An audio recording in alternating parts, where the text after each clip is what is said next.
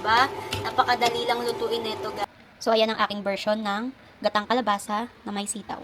Ayan. Sobrang basic lang nitong lutuin. So, let's start. Una, buksan natin ang ating induction cooker. Ang gamit ko palang induction cooker is by Kazumi. So, painitin muna natin tong kalan. So, ayan, medyo mainit na. Lalagyan natin ng mantika. Sakto lang kasi maglalagay tayo ng baboy dyan. Eh, yung baboy nagmamantika din yun. So, haluin lang natin. Ito palang gagawin natin is gatang kalabasa at na may sitaw. So, ayan, medyo okay na yung mantika. Unahin natin yung sibuyas. Sibuyas muna ang ating unahin. Ayan. Ito lang natin siya. Pakatasin lang natin yung sibuyas. So, next natin is yung bawang. Pakatasin lang din natin yung bawang. Ayan. Mga 30 seconds mo siya ihalo.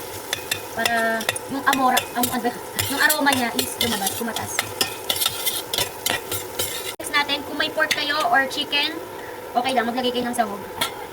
Ayan, ako pork lang meron kami dito. Ayan, haluin nyo lang siya. Mabilis lang naman naluto yung mga pork, saka yung chicken. Or kung may isda kayo, pwede rin isda, pero kailangan himay-himayin nyo ha. Kung iba nilalagyan ko ng bagoong, ako hindi. Kasi wala akong bagoong dito. So ayan, tatakpan ko muna, pakukuluan muna natin to para maluto siya. So tatakpan muna natin, so maghihintay tayo ng kahit 5 minutes. So 5 minutes na nakakalipas, i-open na natin. Kasi mabilis lang matluto ang pork, lalo na kung puro laman ang inyong binibili. Next natin ilalagay yung gata. Ang gamit kong gata is Coco Mama. Ayan. Kayong bahala kung gusto nyo dalawa o tatlo. Ako gusto ko dalawa kasi gusto ko magata-gata siya. Kasi may kalabasa pa tayo eh. Meron pa tayong kalabasa dito eh. So, syempre, siya, matutuno siya. Ayan na. Coco Mama. Yan ang aking ginagamit. Baka naman. Charis! Hindi ako bumibili ng gata na ano. Ewan ko. Ayoko lang. Hindi ko lang click. So, hintayin natin kumulo yan. Tatakpan na muna natin. So, ayan. Kumukulo na siya. Ayan, kita nyo naman. Diba? Kumukulo na siya. So, haluin lang natin muna bago natin ilagay yung kalabasa. Unahin natin yung kalabasa kasi medyo matigas yung kalabasa. So, yun yung unang kulo. So, pakuluin po na natin ulit. Another 3 minutes naman. So, ayan yung pangalawang kulo natin ng gata. So, pwede na natin ilagay itong kalabasa. Lagi nyo tatandaan guys, uunahin itong kalabasa ha. Ayan, kalabasa muna unahin natin. Kasi medyo matigas-tigas ito eh. Ayan. Tapos, haluin lang natin. Ayan. Yun yung aking version ng gatang kalabasa with sitaw. So, takpan natin ulit. Pakuluin natin ng mga 5 to 6 minutes. Tapos makikita natin dyan kung medyo malambot na yung kalabasa. So, habang kumukulo siya, ayan, lalagyan na muna natin ng pampalasa. Ang gamit ko itong choknut. Ayan, pork flavor kasi pork yung nilagay ko. Ayan. Para may lasa siya. Kasi nga wala akong bagoong. Ayan. Tapos, pakuluan ulit natin. Hayaan lang natin siya matunaw dyan. Pakuluan natin at least 2 minutes. Tapos, double check natin yung kalabasa kung medyo okay na ba. Kung medyo malambot na siya. Ayan, ay! Kumukulo na siya. Sorry, nalingat ang mama nyo. Ano na yung gata. So, ayan. Haluin lang natin. Tapos, double check natin yung kalabasa. O, diba? Mabilis siyang malambot.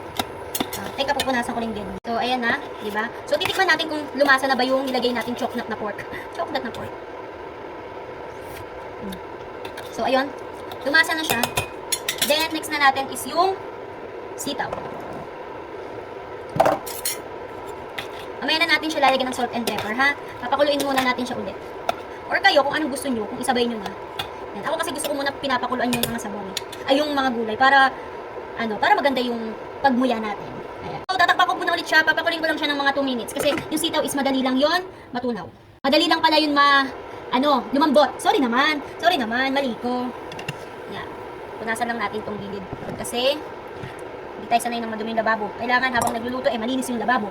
Diba? Sino mga ganun, katulad ko. Habang nagluluto, gusto hugas ng hugas. Diba? Ayaw natin ng madumi.